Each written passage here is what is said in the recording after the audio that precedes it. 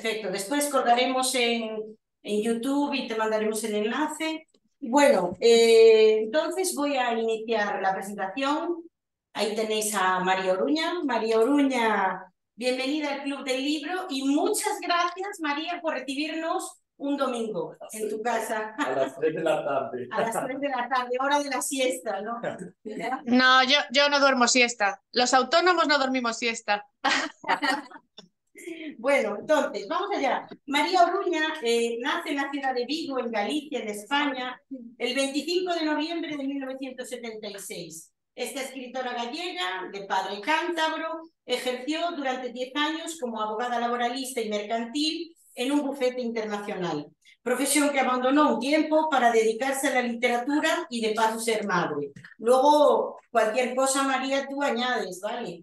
En 2013 publica una primera novela, La mano del arquero, de contenido jurídico sobre el acoso laboral y el abuso de autoridad, basándose en distintos hechos reales.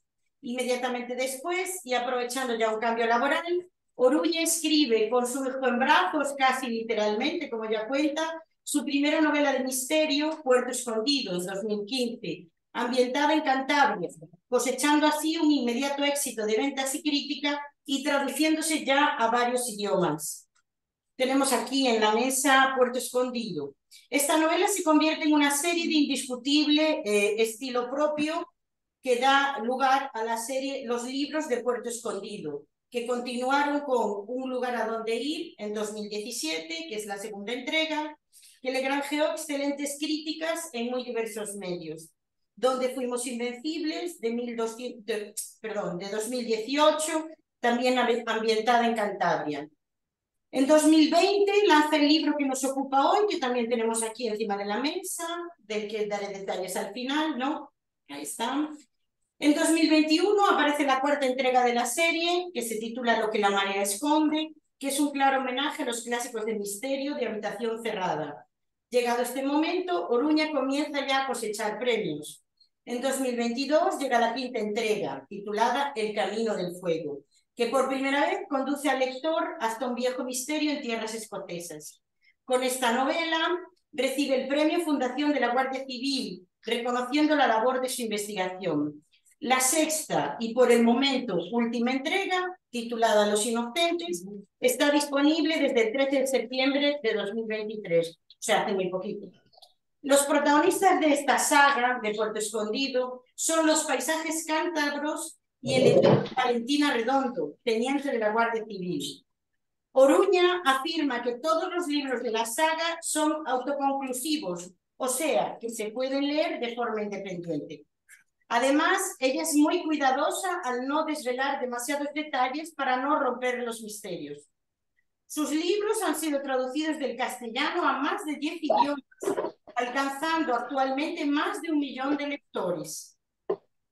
Sobre El bosque de los cuatro vientos, este es un trabajo independiente de su famosa serie de misterio. Se trata de una novela histórica y de intriga que ya ha superado la 11ª edición. El hallazgo tras su publicación de parte de las reliquias milenarias que se citan en la novela ha provocado el interés internacional por este trabajo literario y la enorme investigación previa que supuso. Y el resto nos lo va a contar ella. Para finalizar, María Oruña es amiga de la escritora Leticia Costas, que fue una de las primeras lecturas de este año del club, y gracias a la cual hoy está aquí con nosotros. Mientras pensaba qué diría sobre ella, lo que más me llamó la atención es que suele repetir algo que asegura que es simple, pero que funciona. Atrévete a soñar, las cosas se consiguen. No te quejes, no digas que no puedes, puedes. Atrévete a soñar. Así que hoy vamos a soñar de la mano de María Oruña. María, muchas gracias por estar aquí. Cuando quieras. Hola, bueno, pues lo primero, muchas gracias por esta presentación. Sí tengo que decir que para complementar, ¿no? Un poco lo que ha dicho Marta, no es que de repente un día dijese, bueno, seguro que se me da genial escribir y de repente, bueno, pues venga, me voy a poner a trabajar y a ver si soy capaz de hacer una novela. No fue así de golpe, más bien fue que primero tuve un bebé, conciliar mi vida profesional en un bufete internacional muchas horas al día con el bebé era muy complicado y decidí empezar a trabajar desde casa. En ese momento escribí un breve ensayo jurídico en gran medida también, aunque estaba novelado, breve, de unas apenas 200 páginas, y era de normativa laboral y tal, y no sé, se ve que me debió de parecer cómodo o fácil escribir, que entonces dije, bueno, mientras no empiezo con mi despacho a estar operativa ya en serio, con la web activa y todo, a trabajar desde casa, tenía unos 4 meses o así por medio, y entonces decidí hacer algo que realmente me apeteciese, y en este caso fue Puerto Escondido. Y luego, pues nada, ahí pasaron muchas cosas, muchos meses hasta que conseguí que alguien lo leyera y luego, pues nada, una vez que fue leído y vendidos los derechos, pues ya se lió una tremenda, ¿no? Bien. Como comentaba Marta, en efecto, cada libro de la serie es independiente y autoconclusivo, pero se repiten los investigadores, que no son investigadores tan planos, no, planos o estáticos más bien, como otros de otras series, tipo Poirot o Sherlock Holmes, que permiten que leas de manera absolutamente indistinta el misterio número 18 que el número 5, porque estos investigadores no tienen familia, no tienen apenas vida personal, ni nada, ¿no? En mi caso sí, en los 6 misterios, el último, como decía Marta, acaba de salir ahora, eh, sí, sí tienen vida, por eso a la gente les gusta ir leyendo en orden, pero no es necesario, porque cada libro es un universo diferente, incluye un registro narrativo distinto, haciendo un guiño a un género detectivesco diferente, desde novela gótica o domestic noir, habitación cerrada, etcétera. ¿Y qué pasó? Que cuando yo llevaba 3 libros de la serie, que iba como un tiro, pues se me ocurrió decirle a la editorial, bueno, ahora voy a dejar la serie y voy a hacer otra historia. No, no, pero en serio y tal. Y yo, sí, voy a hacer otra historia. No obedecía a ningún criterio comercial ni racional, sino a pálpitos, como me sucede con todas mis historias. Y era la leyenda de los 9 anillos, el bosque de los 4 vientos. Esta leyenda yo ya la había conocido hacía muchísimos años. Lo digo después en el apartado de curiosidades. Veo que tenéis ahí la versión en bolsillo. En la versión Trade, que es la grande, y en todas las versiones de bolsillo, que ya hay un montón de ellas, y me acaban de decir que van a volver a imprimir más, hay un epílogo al final que es donde dice qué pasó, ¿no? Cuando aparecieron los anillos. Y este epílogo es el único donde está publicado ahí y en mi web. Es el único lugar donde aparece lo que contenía tanto el papel como el pergamino que estaba con los anillos, porque en principio la Iglesia solamente ha publicado el contenido de una de estas impresiones, ¿no? Posso fazer uma pergunta? No, no, no. ¿Cómo? Luis, silencia. No, Ana, ahora no. María, Termino enseguida os dejo ahora hacer preguntas. Nada, os quería comentar un poco cuál fue el motivo de escribir El bosque de los 4 vientos, además de que obedecía un pálpito. Estaba un poco cansada de leer libros ambientados en Galicia, que para mí no era un espejo de Galicia, porque yo me he criado al lado del mar, en Vigo, en la costa gallega, pero también de pequeña, por mi familia materna, conozco muy bien las costas no, las zonas de Lugo y Orense, que bordean la Ribeira Sacra, la Ribera Sagrada. Y en este caso, yo conocía ya desde mi juventud este viejo monasterio y ya llevaba muchos años revoloteando en mi cabeza la idea de qué pasaría con esos 9 anillos y sobre todo, por qué nadie preguntaba por ellos. Me parecía rarísimo.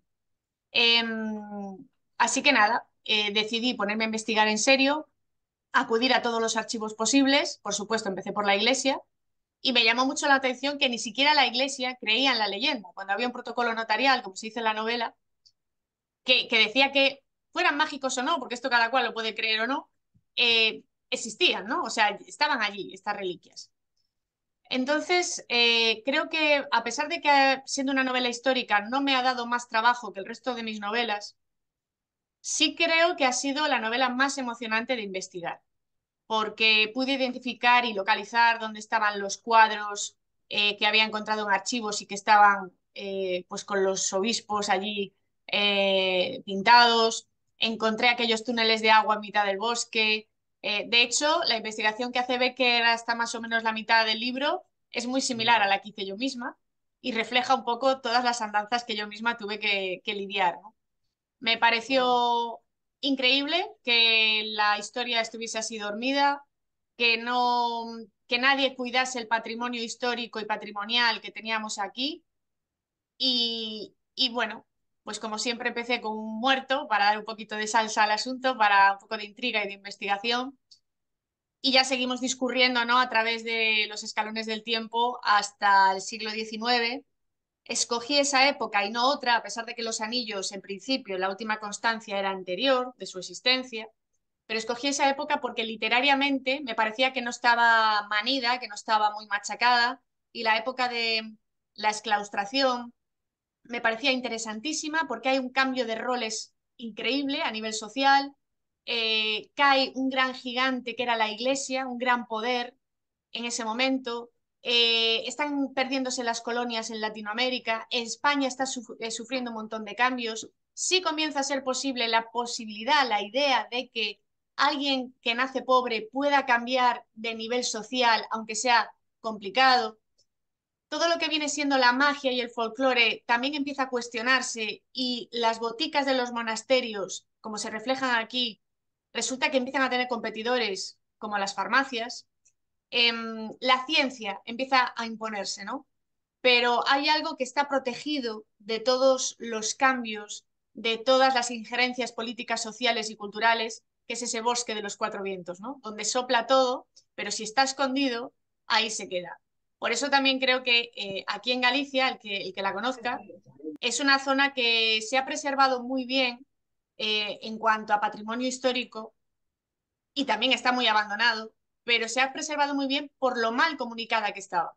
Ahora empieza a estar mejor comunicada y empiezan a desvelarse cosas, pero yo recuerdo haber ido a investigar al Museo Catedralicio de Orense y preguntar a la que vendía allí los tickets, digo, ¿qué es lo que hay debajo de esas escaleras de entrada? Que veo que había una puerta entreabierta y había un montón de cachivaches antiguos. Ah, no, eso lo tenemos que catalogar. Pero eran cosas de hacía 500 años, 400 años, y lo tenían allí todavía pendiente de catalogar amontonado, cuando en cualquier otro país seguramente estaría en un museo, en una vitrina antibalas. O sea, impresionante, ¿no? Entonces, para mí fue muy bonito y emocionante escribir El bosque de los cuatro vientos. Es un canto de amor a Galicia y por ello tiene esa cita al comienzo. No es igual que en mis novelas de la serie, en que según el registro narrativo y detectivesco que trato, pues hay una cita al comienzo de cada capítulo como una pista. Aquí no. Aquí lo que hice es una única cita de Rosalía de Castro y es una cita muy particular porque no es de un texto exactamente preparado para el público de Rosalía de Castro, sino que es parte de una carta que ella manda a sus editores cuando van a publicar follas nuevas, hojas nuevas, y ella dice, bueno, esto dejadlo pasar como un soplo agreste más, ¿no? Simplemente un soplo de aire de lo que es Galicia. Y eso es lo que yo quería decir con esa cita. Simplemente esto, como Galicia no se puede explicar en un libro, es simplemente un soplo de cómo yo la veo, ¿no? Y bueno, para mi sorpresa, a pesar de que era un libro que iba a salir en abril de 2020, llegó la pandemia y salió en agosto, que es la peor fecha del mundo mundial para sacar un libro porque ni siquiera hay prensa. Y yo pensé, bueno, no, por cierto, no hicimos presentaciones literarias, nada. O sea, era un libro destinado para caer en el limbo y sin embargo, pues eso, Entrade lleva 11 ediciones, en Bolsillo ya no sé cuántas, lo están leyendo en institutos, lo sigo firmando sin parar de todas las firmas. Es bonito, ¿no? Ver que hay gente de todas partes del mundo que está viajando a Orense solo para ver los verdaderos escenarios donde se recrea la novela, porque esos escenarios existen. Entonces, bueno, y sobre todo gente incluso de Orense que no sabía cómo eran esos escenarios ni la historia que tenían, o lo de la fuente en la Plaza del Hierro, tampoco sabían que esa fuente venía de un monasterio. Y es un poco sorprendente que no estamos hablando de historia de hace 2000 años, estamos hablando del siglo XIX. Entonces creo que es bonito que los lectores, en vez de meros turistas, cuando van allí, pues se conviertan en viajeros del tiempo y que se emocionen también con esta historia como lo hice yo. Así que bueno, espero que os haya gustado y nada, aquí estoy disponible para responder cualquier pregunta que me queráis hacer. Vale, entonces María, como ves que hay mucha gente conectada y también bastante gente presente, los que estáis en casa, vamos a iniciar las preguntas aquí primero. Cuando ya todo el mundo haya hecho una pregunta, ¿vale? Después si hay tiempo repetiremos con algo más, cada uno una pregunta, quien tenga, daremos paso a los de casa. Los de casa, abrís el micro, preguntáis y lo cerráis, por favor, para que no haya sonido ambiente de fondo y demás, ¿vale? Son cuestiones prácticas, pero estamos ahí para que fluya de la manera más práctica, ¿vale? De acuerdo. Entonces, bueno, ¿quién quiere comenzar aquí? Venga, Yu, preséntate. Bien, María, es un placer tenerte con nosotras. Yo soy Juliana, estudiante de español, alumna de Marta. Y bueno, agradecerte por el libro. Me encantó la parte de la historia. Yo dije que es como un amigo, ¿no? Que nos acompaña mientras lo leemos. Y fue muy emocionante leer la historia y conocer un poco más de Galicia, ¿no? Y una parte que me llamó la atención fue los detalles de la historia. Entonces, hablas de la ilustración, un poquitín de la Pepa, de las desamortizaciones, y se me ocurrió cómo empiezas tu proceso de investigación histórica para escribir tus libros, en ese caso El Bosque de los Cuatro Vientos. ¿Cómo empiezas la búsqueda de las informaciones y cómo las desarrollas? Bueno, yo de hecho, antes de comenzar a escribir la novela, preparo toda esa documentación a la que tú aludes durante el doble de tiempo incluso del que me lleva a escribir la novela. Si la novela me lleva un par de años, más de un año o año y varios meses es lo que me lleva a mí investigar, hacer la escaleta, el mapa de todo lo que tengo que hacer. ¿Qué ocurre? Que una vez que yo decido el momento temporal, histórico, en que quiero hacer la novela, por los motivos que decía antes, ¿no? Era un momento que me parecía muy interesante porque es cuando históricamente, de verdad, ese monasterio se cierra, le retiran las fuentes, le retiran todo. Dije yo, bueno, mmm, creo que es interesante informarme más sobre esta época. Pues lo de siempre, bibliotecas, archivos, muchos libros, muchísima documentación. Tengo que decir que la iglesia se portó muy bien porque fui al archivo que había en Orense y literalmente llenaron el maletero de mi coche de libros que eran como una aguja en un pajar. Tuve que leer muchísimos miles de páginas para encontrar lo que realmente podría ser relevante para la trama. Y fue trabajoso como todo, pero fue bonito porque es una de las partes más bonitas de escribir una novela, buscarla. Me refiero a buscar la historia. Buscar la historia significa filtrar información. Es decir, a lo mejor de 5 libros con 5.000 páginas, sé que solamente van a valerme 20 páginas de toda esa información.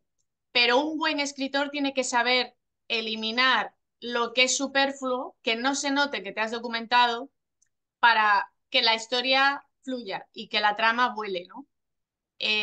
Esto curiosamente también me lo preguntaron en Lisboa cuando fui, porque este libro fue traducido al portugués por la editorial Leia, y estuve este año pasado en Lisboa y justo me preguntaban, me incidía mucho en el tema de la documentación también. Chicos, ¿alguien más? Venga. Vamos. ¿No? Luis. María, yo quería preguntarte una cosa en relación al quimerismo de John Becker. Mm. ¿Por qué se te ocurrió poner eso en ese personaje? ¿Qué relación tiene eso con el libro? Bueno, todos tienen que tener un motivo para ser como son. John Becker es un personaje muy arriesgado porque yo podía haber hecho un antihéroe típico, es decir, el simpático torpe que se va encontrando y tropezando con las circunstancias y con el que el lector se pueda identificar, pero yo aquí hice otra cosa. Hice un personaje que comienza en las primeras páginas un poco chulesco, un poco sobrado, un poco, bueno, sí, yo averiguo las cosas aquí con solo un silbido, con solo una mirada, va un poco de guaperas, pero luego, según vamos caminando con él, podemos entender por qué es como es, ¿no? A lo mejor es un poco una coraza. Y para entender cómo es, todo tiene una explicación. En este caso, yo como no paro de documentarme con libros forenses, médicos, etcétera, me llamaba mucho la atención que existiese el quimerismo y que nunca estuviera reflejado en novelas, porque realmente lo tiene más gente de la que pensamos. Incluso aquí puede haber alguno que tenga siempre muchas migrañas y no sepa por qué, etcétera, y sea quimérico y no lo sepa sin más, ¿no? Todo tiene una explicación. El caso es que yo quería eso, ver si Becker podía ser como ese típico compañero nuevo de oficina que al principio te cae un poco regular, pero que después dices, ah, vale, ahora entiendo por qué eres así y creo que tienes tu gracia también, ¿no? Entonces esa es un poco la línea de John Becker. Gracias. Luis, ¿querías? Sí, hola, buenos días. Soy Luis. Hola. También, Luis, alumno de Marta. Me encantó tu novela y Gracias. gostaria de saber si estás pensando en continuar esta novela. Bueno, esto es algo que me preguntan mucho y que me sorprende, porque el final es cerrado y nunca he pensado en el bosque con una segunda parte, porque creo que no la necesita y lo que quería contar está contado.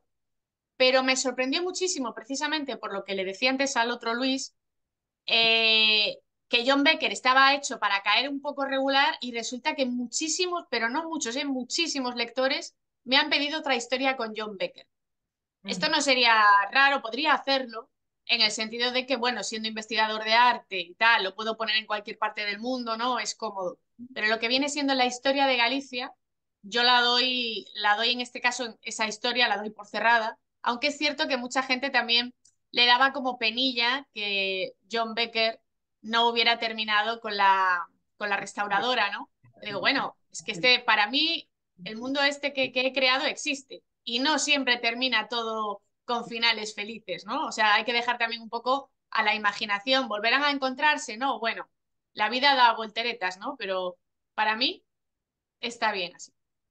Es por eso que le pregunto, porque no es una característica tuya de continuar las novelas, mas en esta, John Becker, y que se casa con Amélia, que tiene dos hijos, él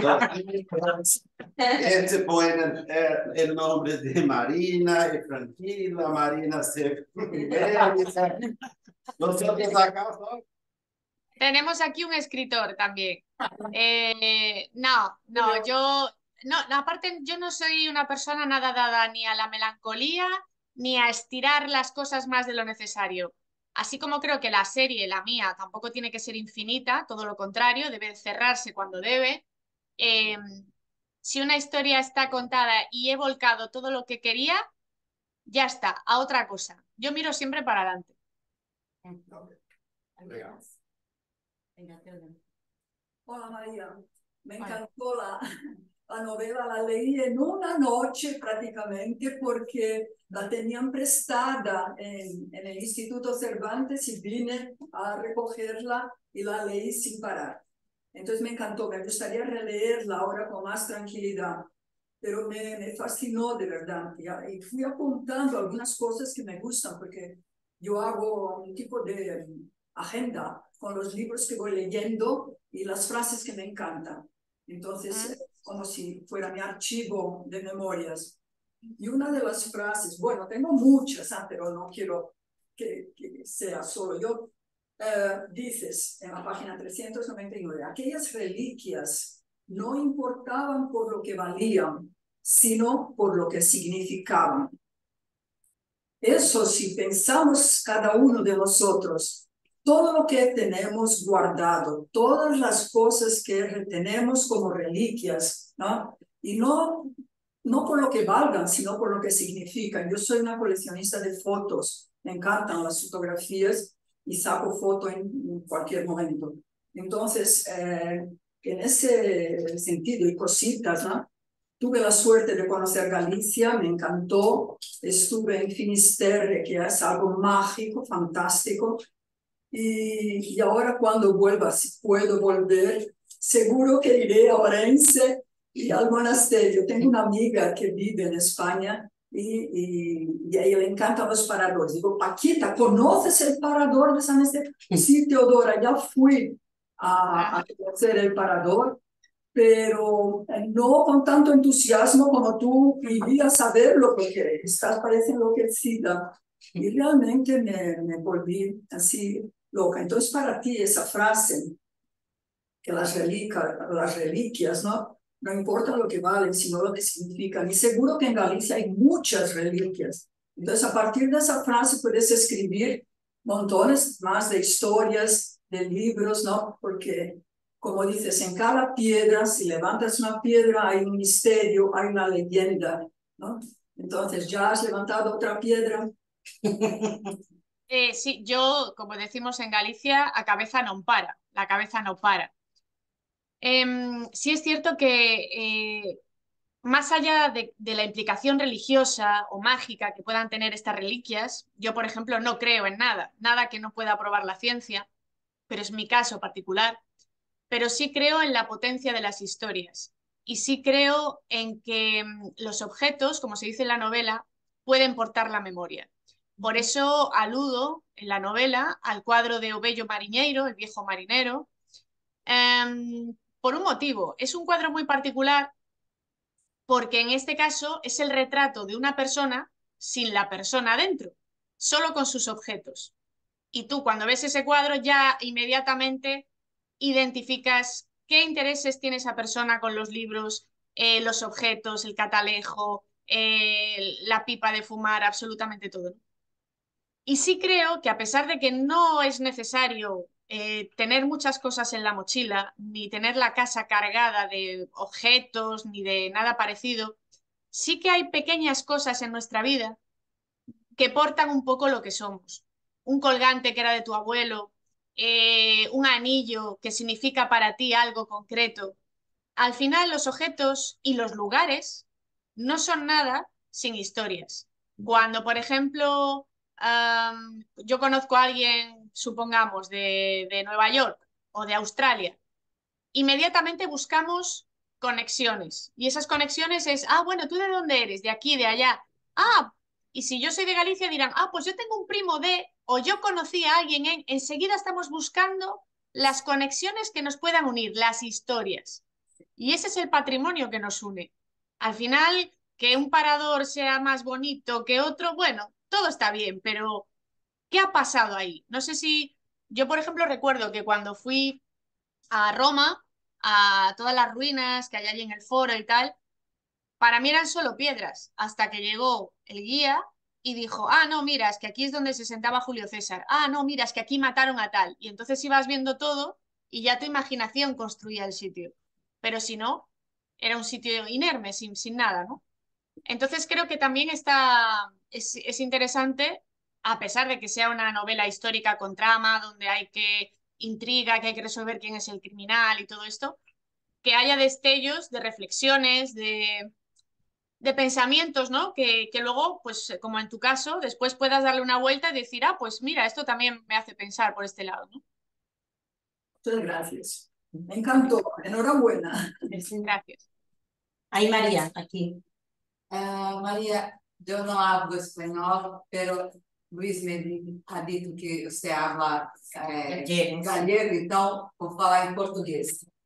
Ah, Para mim, eu gostei muito do seu livro e o que eu achei interessante foi alguns comentários.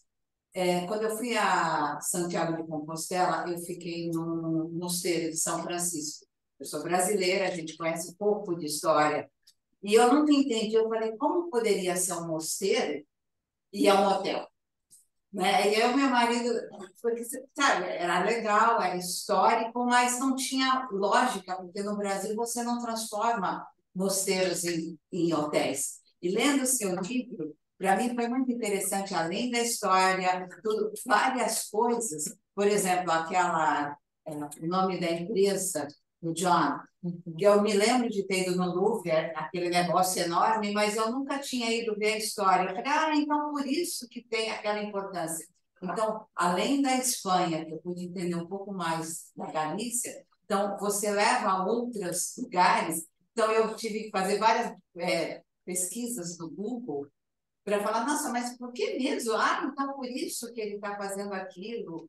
Ou... Então, eu achei muito interessante, porque você vai além da história dos anéis, além de toda a história. E no fim, quando tem, né, a gente descobre que, pera lá, então acharam 4 anéis? Então, me pergunta aquilo, o que é ficção? A autora já sabia ou a ficção? Então, eu achei muito interessante esse lado do livro, né, que você, de oportunidade de comentar com você, não sei se fica claro, porque eu estou falando em português. Bueno, más o menos entendí todo. Creo que le sorprendería mucho si viajase por Centro Europa y viese iglesias que ya han desacralizado, pero convertidas en cafeterías. Que eso sí que para mí es el contraste es muy interesante, ver con las enormes ventanales y el altar eclesiástico convertido en una barra de bar. Eso sí que es raro, ¿no? En este caso, el hecho de que se conviertan en hoteles, antiguos lugares sagrados, en realidad es una suerte porque es la única forma de que no caigan ya por completo porque están abandonados y nadie se va a hacer cargo de ellos porque la iglesia cada vez pierde más fuerza. Y como se dice en la novela, pues un cura está ya para atender a 9 parroquias. Ya no hay la fe que había antes, la gente ya no se reúne tanto los domingos para ir a misa, etcétera, etcétera. El tema de que se encontraran 4 de los 9 anillos sí fue increíble y espero que, bueno, evidentemente, toda mi investigación, yo ya explico en el epílogo de la novela qué pasó, toda mi investigación fue clave para que Amelia, bueno, su alter ego, realmente abriese esa bolsa, ¿no? Buscase un poco más con curiosidad qué podría haber allí, pero la intención es que a día de hoy en la antigua sacristía de 1640, que ya ha sido restaurada y para que sea museo, esos anillos vuelvan allí. Pero claro, no es tan fácil porque necesitan cristal antibalas, alguien de seguridad las 24 horas. Entonces hay que ver un poco cómo se hace eso. Que bueno, yo confío en que si vuelven esos 4 anillos aparezcan los 5 que faltan, que tengo alguna pista yo por ahí, pero bueno, no da la vida para todo, seguiré investigando. ¿Alguien más? Entonces, María, yo te voy a trasladar 3 preguntas, una mía y 2 que me han dejado de personas que ahora están viajando, justo en este momento dentro de un avión. Mi pregunta, la evidencia de que hay musicalidad en tu novela para mí está clara, pero me gustaría saber si eso lo creas previamente, haces referencia a Carlos Núñez, haces referencia a Luarna Lubre, que son músicos gallegos que están vivos hoy en día, ¿no? Entonces, y en el grupo del Club del Libro, las personas han ido subiendo los vídeos para saber cuál es esa musicalidad, pero además de esa musicalidad, la del viento, ¿no? Luarna Lubre tiene una canción preciosa sobre el sonido del aire, ¿no? Y me gustaría saber si esto te va surgiendo o si tú, porque tú eres una escritora de mapa, ¿no? Acabas de decirnos, ¿no? Entonces, las escritoras de mapa son muy organizadas. Ya vemos que ella es muy organizada. Entonces, me gustaría saber si esto es casual, va surgiendo y tú ahí vas como ampliando con esa musicalidad o no. Es algo que ya tienes programado, que ya tienes pensado y que ya vas colocando. Casual, en mis novelas no hay nada. Todo está muy estudiado, sin perjuicio de que según vas escribiendo, siempre surge la margen. Te das cuenta de que, mira, pues este personaje lo voy a hacer más grueso o le voy a dar más escena porque veo que me viene muy bien, sus diálogos son interesantes. Hay cosas que siempre van cambiando sobre la marcha. Pero tú tienes, o en mi caso, teniendo en cuenta que son novelas de misterio, donde también hay que averiguar pues quién es el asesino, tal. Esto tiene que estar muy bien preparado, como si fuese orfebrería. Como digo yo, es como un reloj al que le abres la tapa y ves cómo todas las piezas están muy bien encajadas, pero luego pones la tapa y todas esas piezas no se ven. Si yo no lo hiciese así, se notaría que según vas escribiendo, vas parcheando. Y eso no puede ser. No puede haber escenas de relleno, ni música de relleno, ni diálogos de relleno, hasta incluso la escena más aparentemente frívola tiene que tener un sentido. Esta música la conocía toda porque va conmigo, o sea, al ser de aquí, si yo no fuera gallega, pues y tengo que ambientarlo en Brasil, pues estaría meses escuchando música, escuchando entrevistas, todo para empaparme de esa ambientación en mi cabeza. Em, pero para mí era importante y bonito introducir esa música, que por cierto, en mi página web, además de fotos de los escenarios, tenéis la lista de Spotify en orden de cómo va apareciendo en la trama la música. Bien, Felipe pregunta lo siguiente.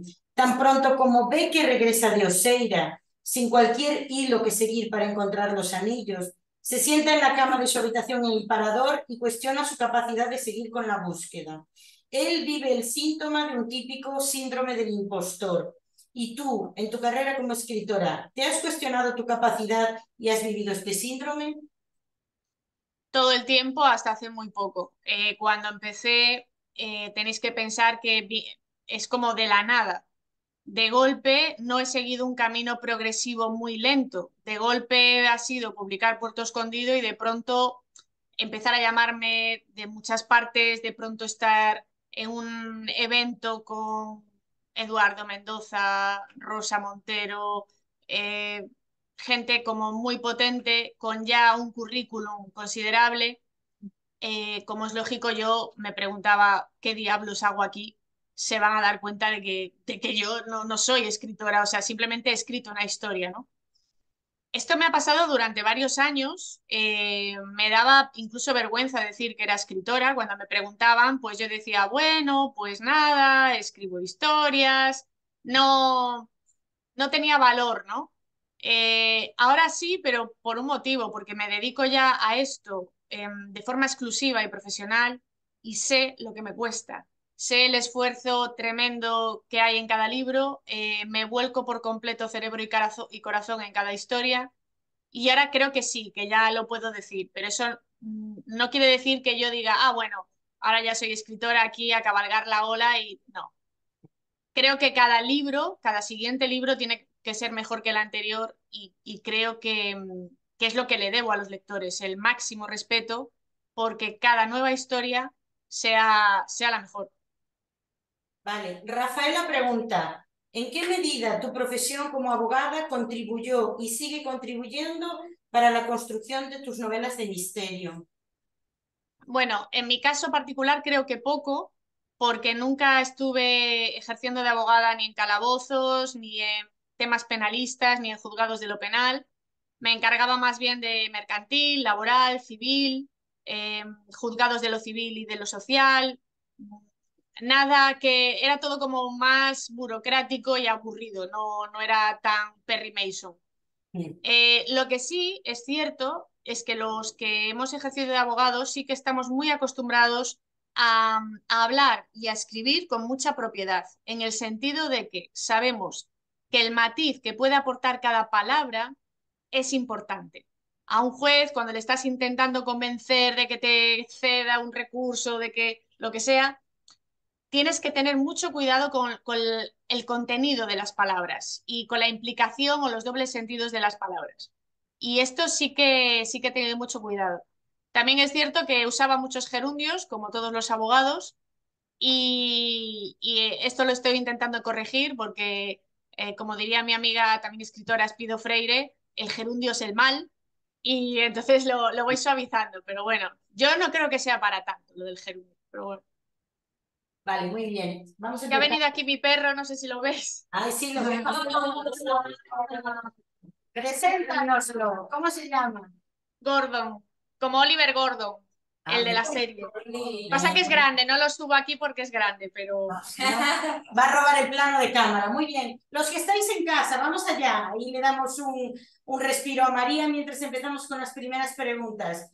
Luis, hay para levantar la mano, ¿no? Sí, no sé si ellos están muy familiarizados. Bueno, entonces, uno por uno, por favor, vais abriendo el micrófono, quien quiera hacer una pregunta, y vamos a comenzar con las preguntas en casa. Vamos allá. ¿Quién quiere? Venga, Ana ¿Puedes Paula. preguntar? Ana Paula. Soy Ana Acuérdate de cerrarlo, por favor, al terminar. Gracias. Se congeló. Sí. Ahí. Cuando quieras. Sí. Soy Ana Paula e gostaria de saber como a percepção, como a senhora percebe a realidade, assim, quando volta para trás sobre os passados, sobre os mortos, como eles trazem nesses objetos, nessas coisas, nesses pensamentos, nesses sentimentos, como eles se tornam reais para a senhora escrever a sua novela. Bueno, se ha cortado un poco la imagen a ratos y no la entendía muy bien. Creo que quería saber un poco cómo había hecho la voz del pasado, ¿no? Cómo se había viajado a esa Sí. ambientación, puede ser, ¿no? Eso es un poco lo que me preguntaba. Sí. Sí, exacto. Sí. Cómo el pasado de alguna manera se hace presente en tu obra. Sí. Un poco eso. Luis. Aquí a mí me resulta muy difícil cambiar de registro narrativo porque es muy potente la ambientación en cada una de las dos voces. Entonces, Ponga el perro fuera, por favor. Entonces, lo que hice fue la escaleta inicial de las dos voces y las escribí por separado. ¿Por qué? Porque para mí, insisto, era muy difícil. Yo creo que es como, imaginemos, un actor que tiene que hacer una escena de llorar como muy emocional o muy intensa y que la siguiente escena pues sea como cómica. Estar cambiando todo el rato es difícil, pero si todo el rato estás haciendo una escena intensa, es más fácil seguir con esa ambientación en la cabeza. Entonces lo que hice fue sumergirme de lleno en la voz del pasado y sobre todo también la forma de hablar de los personajes, tenía que ser el registro de lenguaje de esa época, etcétera. Leí muchas obras de teatro de la época, no novelas, obras de teatro para ver cómo hablaban. Por supuesto, me documenté mucho para verificar qué era lo que ambicionaban. Muchos manuales médicos también de la época, no manuales actuales que hablasen de cómo se resolvían las cosas en aquella época, no. Conseguí manuales publicados en esa época para yo intentar entender cómo ellos veían la enfermedad, cómo ellos veían el mundo y también su manera de hablar. Esto creo que fue muy importante a la hora de yo entender en qué mundo me estaba metiendo y qué es lo que se ambicionaba o qué era lo normal para ellos, ¿no? Y lo hice un poco así. Después me gustó, me divertía mucho la idea de hacer una escena, por ejemplo, cuando Marina está presente, cuando su tío y su padre están comiendo en la cámara vacial y bueno, terminan una comida opípara, todo estupendo. Y la siguiente escena es John Becker con esa cámara vacial convertida simplemente en una habitación de hotel. Estamos hablando de una diferencia de tiempo de apenas 200 años, con lo cual es alucinante el cómo ha cambiado el mundo por completo.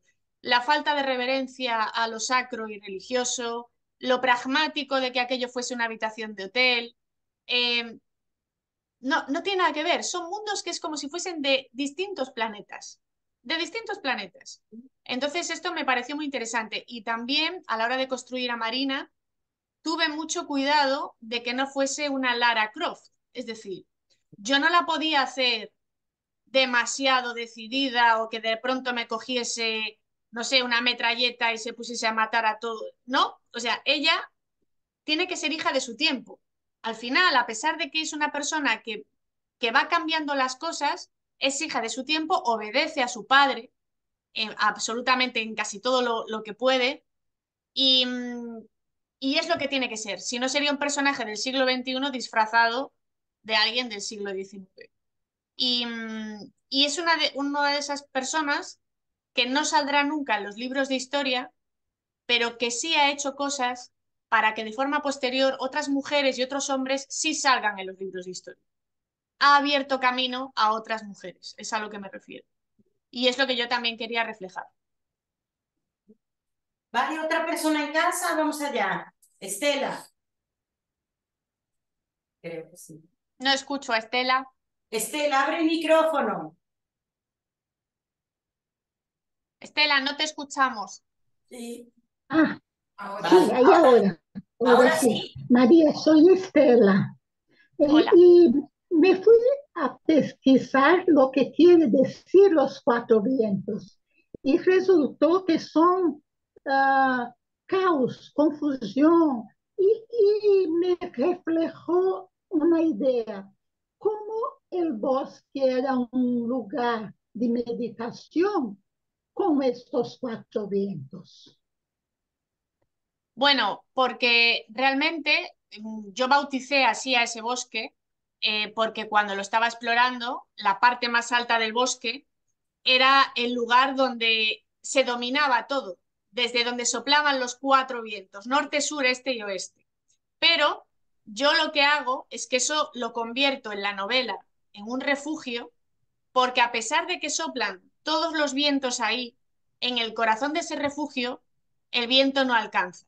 Y en la novela, esos vientos, que al final sí en efecto son el caos de las modas, de la política, de la malicia del hombre, ahí no toca. Y por eso se salva.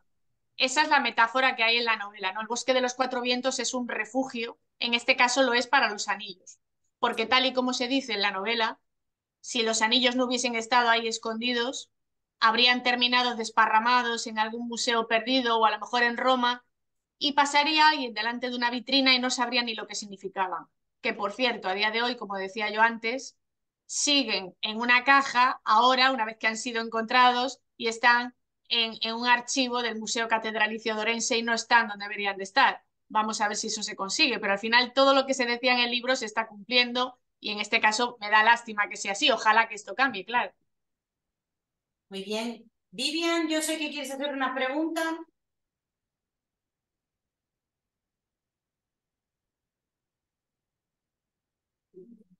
Hola María, muchas gracias. Tu libro es increíble, es un viaje fascinante y me gustaría ahí preguntar un poco, ¿tú has visto los anillos? ¿Has tocado en ellos?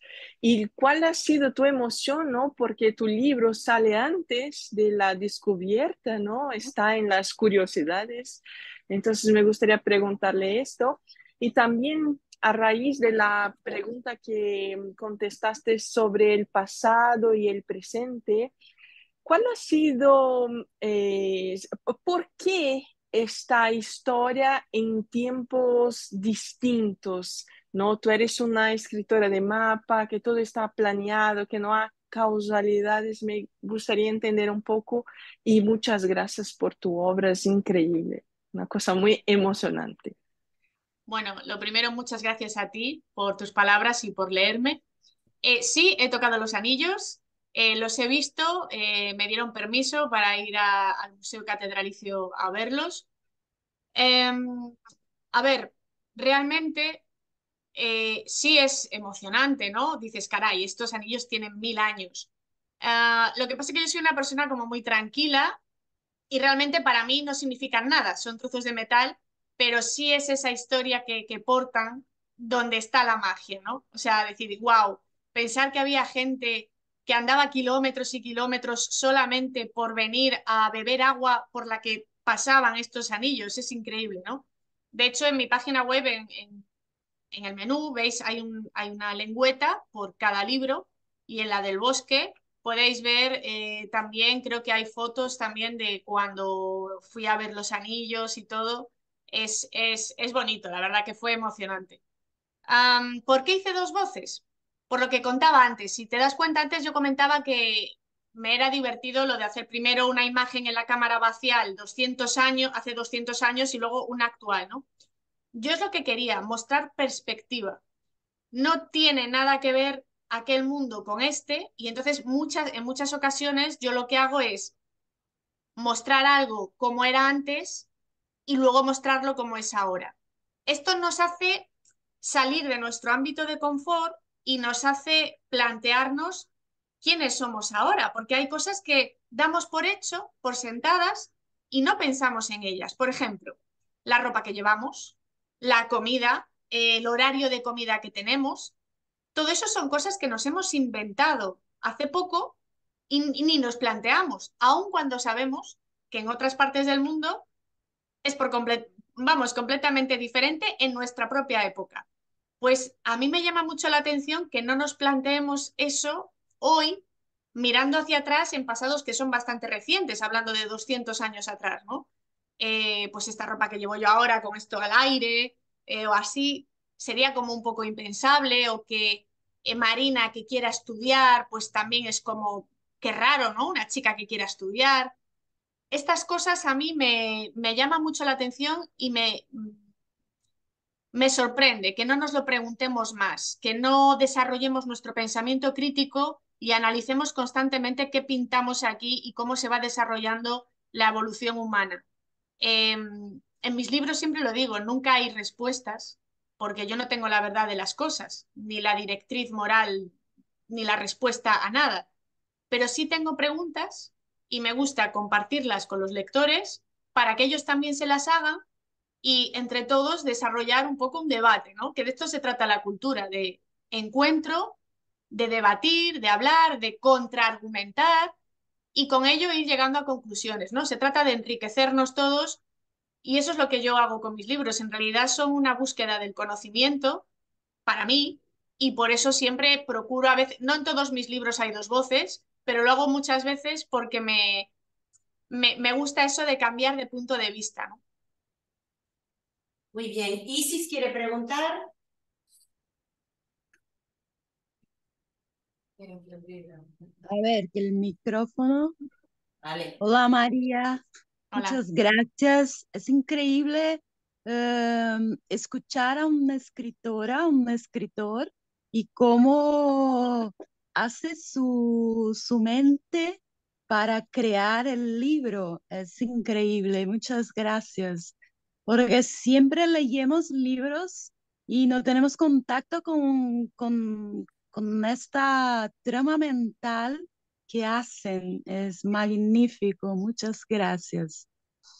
Y te pregunto, lo que comprendí es que tú como abogada has cambiado a abogar por el libro en esta línea histórica y de sanación de la historia, ¿no? Es esto. Bueno, gracias por tus palabras. Sí, creo que debe ser raro, ¿no? Escuchar cómo crea un escritor. Yo tengo la teoría de que todos estamos un poco chalados. La verdad que yo no es que yo soy una persona normal como todos vosotros y tengo mis facturas que pagar como todos y no es que de pronto pues eso cambiase de abogada a escritora. Yo compaginé ambos trabajos durante 2, 3 años porque yo no tenía ni idea de que escribir iba a cambiar mi vida. Yo pensaba, ingenua de mí, que se mandaba el libro y que un año y pico por ahí después la editorial me llamaría y me diría, ah, bueno, pues fue bien, fue mal, mándanos otro o no. Y para nada, o sea, era como periodistas, viajes, no sé qué. Y era como, a mí me parecía raro, digo, yo no tengo nada que decir, o sea, lo tiene que decir el libro, yo no tengo nada interesante que contar. Y era extraño que la gente quisiera saber, ¿no? Para mí. Entonces, sí que el cambio fue como muy progresivo, pero es verdad que decidí dejarlo de abogado pasados ya 2, 3 años de publicar el primero. O sea que bueno, cuando vi que más o menos también podía pagar las facturas, dije, bueno, venga, seguimos. ¿Más en casa? Natalie o Patti creo que también quería preguntar algo. Vamos allá, chicas. Sí. ¿No? No, gracias. No, gracias, sí. Vale, Patti, bueno. no. ¿Nadie más? Entonces, yo tengo una pregunta más, María, de alguien que está viajando. Entonces, si me permites, rápidamente te la hago porque tiene que ver con tu primer libro, La mano del arquero. ¿Oh? ¿Sí? que yo creo que fue tu primer libro, ¿no? Acláranos un poco, porque yo leí mucho, me pareció que es tu primer libro, 2013. Ese fue el primer libro. Sí, lo contaba antes, al principio, que es ese ensayo jurídico novelado que yo escribí para ayudar a la gente que tuviese algún problema en el ámbito laboral, porque sí que es verdad que normalmente todos, nos quejamos mucho de todo, pero no solemos hacer gran cosa. Y en este caso quise escribir eso porque veía en esa época de crisis en España, había mucho abuso de autoridad, entonces lo escribí y con mi permiso lo regala también la Asociación Gallega de Acoso Laboral y todo en ebook y cualquiera puede leerlo. Pero fue después de hacer eso cuando decidí hacer algo que hiciera yo por placer, porque yo quería hacerlo. Vale, entonces hay una persona en casa que pregunta, le gustaría saber si la construcción del personaje de Marina como una mujer avanzada a su tiempo en el siglo XIX, a pesar que tú dices que no, que Marina no es tan moderna, pero todos los lectores lo ven como una mujer muy revolucionaria.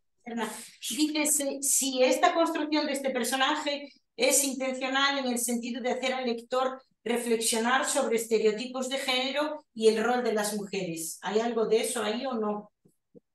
Bueno, siempre que pones a día de hoy, con todas estas filosofías buenistas que hay en la actualidad, que a mí me aburren mucho, pues ahora si haces un personaje femenino es que eres feminista.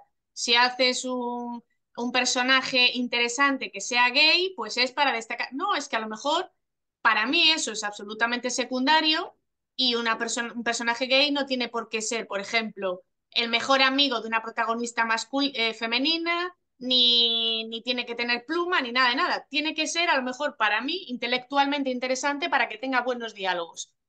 Y eso sí que normaliza una persona con esa orientación sexual. Las mujeres, lo mismo.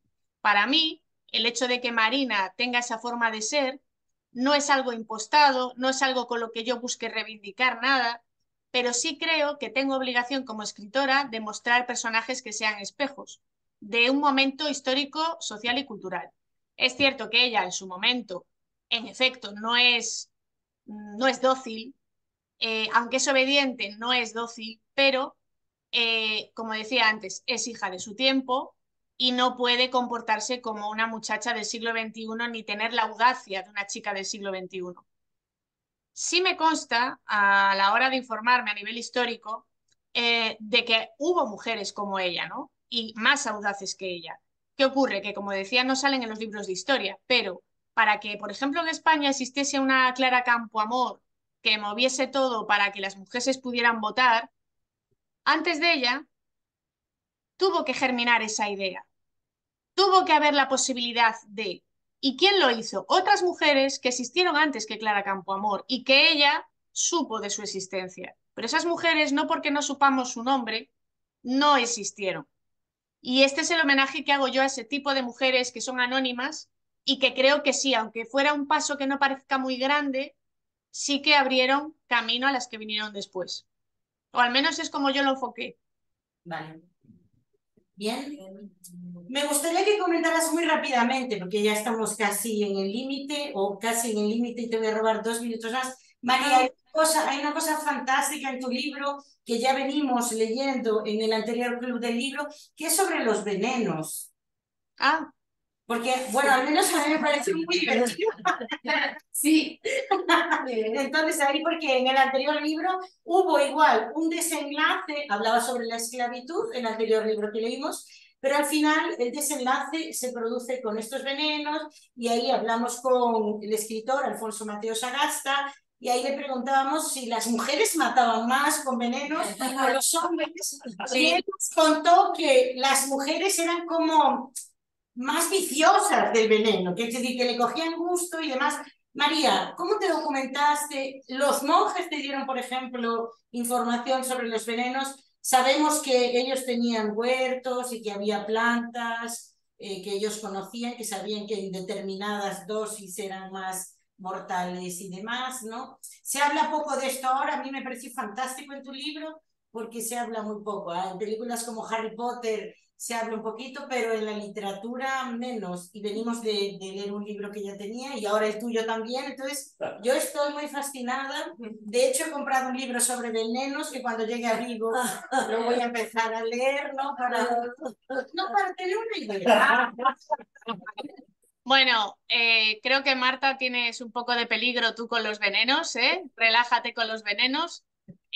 Sí que es verdad. María, es curiosidad, ¿no? Ya te veo tomando nota ahí. Bueno, a ver, todo lo que cuento es cierto y si lees cualquier libro de la serie, me parece que tú en concreto lo vas a pasar pipa, porque casi siempre juego con esta información también.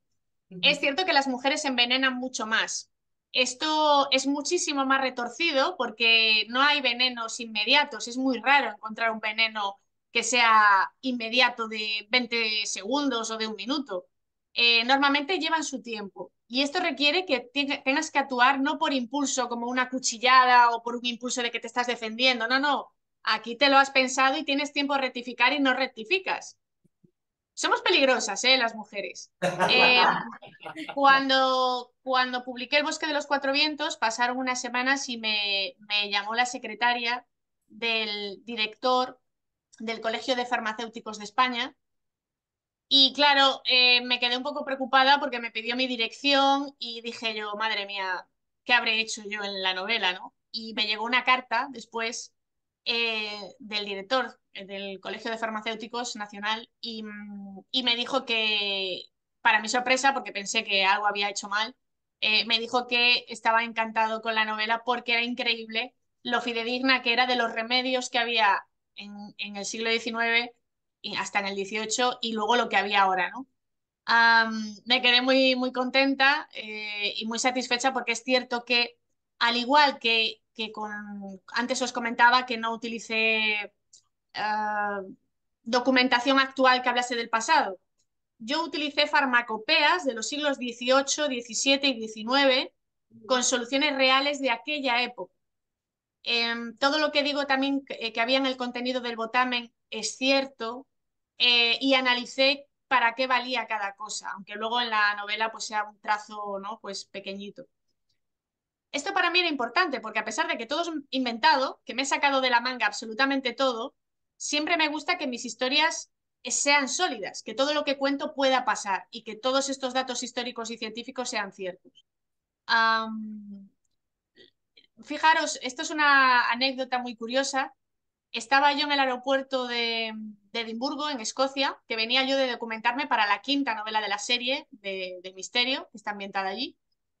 Y me llamaron de la editorial para decirme, oye, mira, que está el corrector mirando todo lo que has hecho en El bosque de los cuatro vientos.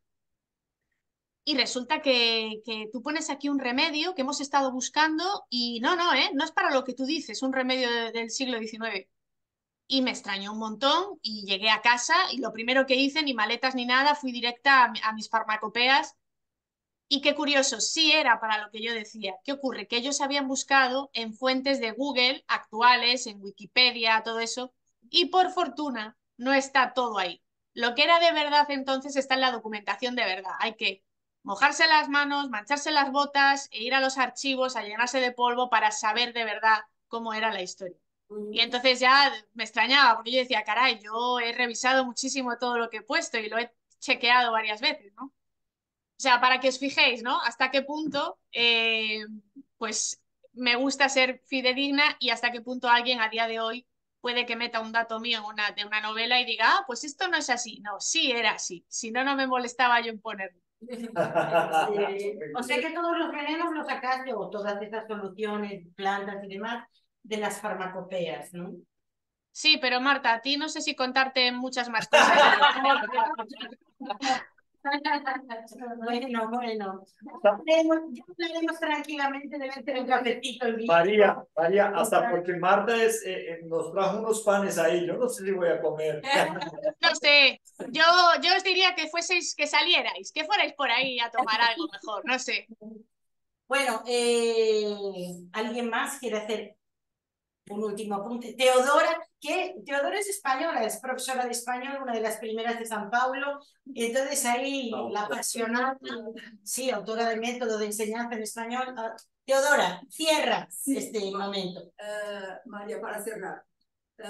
El turismo es una de las causas o una de las motivaciones que todas esas historias que ahora ya en este monasterio, por ejemplo, va un turista y si no hay aquel personaje que fue asesinado por Ricardo, si no existe aquel personaje que lleva a los turistas a enseñarles el huerto, a explicarles las cosas, no pasaría nada. Entonces, depende de estos personajes que recrean ese pasado para que la historia vuelva a nacer y vuelva a emocionar a la gente de ahora, de los siglos XXI, ¿no? Entonces, cómo el turismo movimenta todo este aspecto de las historias del pasado y tal. Yo me impresiono, yo visité algunos castillos en España cuando estaba estudiando allí y ellos hacían esas representaciones, ¿no?, de los personajes que vivieron en el castillo y yo me emocionaba, yo era una de las personas que más me emocionaba porque aquello para mí era vivir otra vez la realidad, ¿no? ¿Cómo lo sientes tú ese turismo en Galicia, que es algo fantástico también? Bueno, para mí resultó muy curioso que cuando salió El Bosque de los Cuatro Vientos, a los 3 días creo que ya había una ruta turística. Es muy breve lo que hay que ver, está todo muy cerca, salvo el monasterio de Oseira, que hay que desplazarse en coche. Me han escrito gente pues que iban a autobús desde Valencia, 20 personas solo para verlo, cosas así, ¿no? Todo lo que yo cuento, insisto, es mentira, es inventado, a pesar de que existe en la Casa de la Inquisición, en la Casa del Médico, todo eso existe y lo genial, pues como decía antes, es que todos estos turistas dejen de ser simples turistas que van, hacen la foto, no saben ni que están fotografiando siquiera y se conviertan en viajeros del tiempo. Yo siempre recuerdo una vez que estuve en la Alhambra, en Granada, y estuve un rato sentada en uno de los patios viendo y escuchando el agua, el ambiente que había allí, intentando imaginar cómo vivían. Y pasó muchísima gente, muchísimos turistas haciendo fotos y ninguno vio con sus propios ojos aquel patio, porque todo el rato lo veían con su cámara de fotos. Hacían la foto y seguían caminando. Esto es lo que yo intento evitar. Lo que intento es que si, por lo que sea, cualquiera de vosotros va a ese monasterio, como yo, al llegar, sienta que esas piedras todavía guardan el alma de toda esa gente y esa emoción. Y lo que decía, pues ahora sí tiene sentido. Vais a ver un capitel donde hay una persona que está con un puñal. Bueno, ahora ya sabéis qué significa.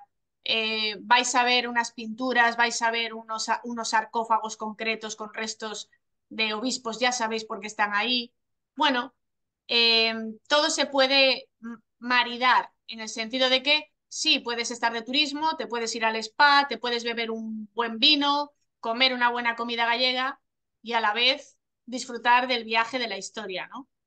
Y esa es un poco la idea. Listo. Un aplauso para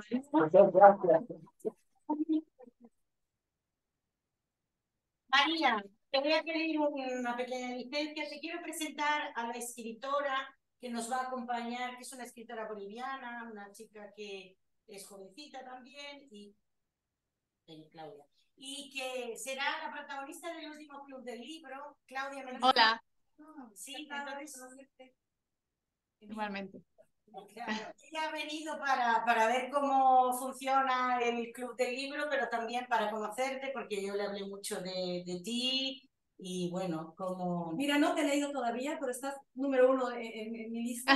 Los últimos 20 años vivo en Bélgica, o sea que he estado leyendo más autores francófonos y ahora estoy volviendo a los hispanoamericanos. Y encantada de... Pues nada, encantada de conocerte. Y nada, ya ves que aquí se pasa muy bien, así que espero que vuestro club también vaya genial.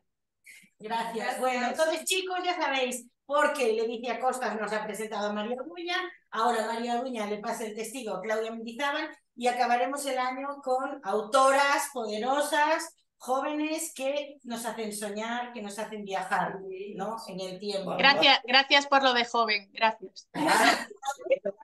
Pero es verdad. solo para recordar una cosa, el próximo día 2 de octubre presentaremos la novela de Claudia. Entonces, si pueden, será a las 7 de la noche.